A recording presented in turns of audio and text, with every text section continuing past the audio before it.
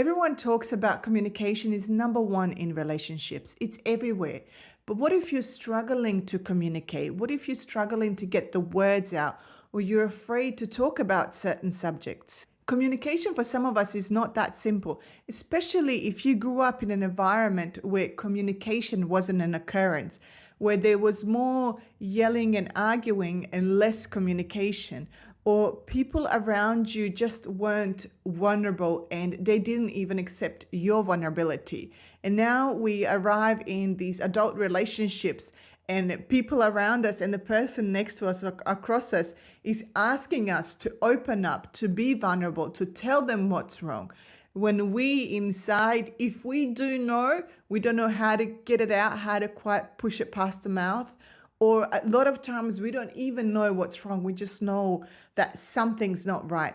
You may want to talk about it. You sit down to talk about it. Your every intention is to get out what you're feeling, but it's just stuck. It's usually stuck in a throat. You know you need to communicate. You may even want to say it out loud. You psych yourself up, prepare for that conversation, and you sit down to have it, and it just gets stuck there. So you have these arguments in your head with yourself, encouraging, then discouraging. Come on, you can do this. Just say it out loud. Come on.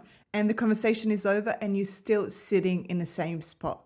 And what you're sitting in is fear to be vulnerable, fear to open up and communicate openly. You're afraid of judgment, or you may be feeling shame about what you want to share or your desires because you've been shamed before. You've been told before what you want. It doesn't matter.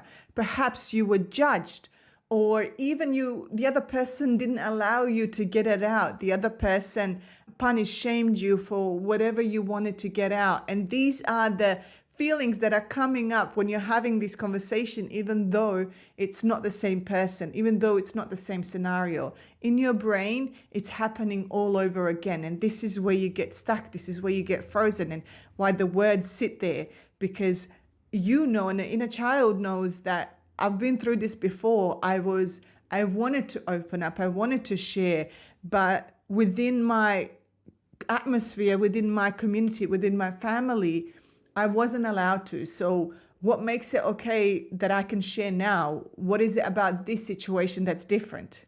And what's important to be able to communicate, to be open, to be vulnerable in any situation is for you to heal that part of yourself that was ashamed, that was fearful in whatever situation it was in, to heal that inner child. This is the only way that you can move forward to build that relationship full of communication, to build that relationship full of trust, because you need to learn how to trust yourself. You need to heal that emotional wound. And then when you are sitting in front of your partner or across from your partner, you're able to say what you want to say, and you're able to move it past the throat, and you're able to be more open and be more vulnerable, because you don't have that fear holding you back. You don't have that voice inside your head going, oh, is he going to accept it? Is he going to judge it? What is he going to do with that information? Our own growth and our own healing is just as important in a relationship as communication is. Because by healing our emotional wounds, we're moving towards effective communication. When we don't have fear or shame holding us back, we can say what's on our mind. We can stop and reflect and think about, what do we want out of this fight? Or what do we want out of this relationship or this scenario? But if we still have those emotional wounds that are keeping our mind focused on the past, we can't look towards the future, and we can't build a solid future or focus on the present if our pain or if part of us is still stuck in the past where it hurts.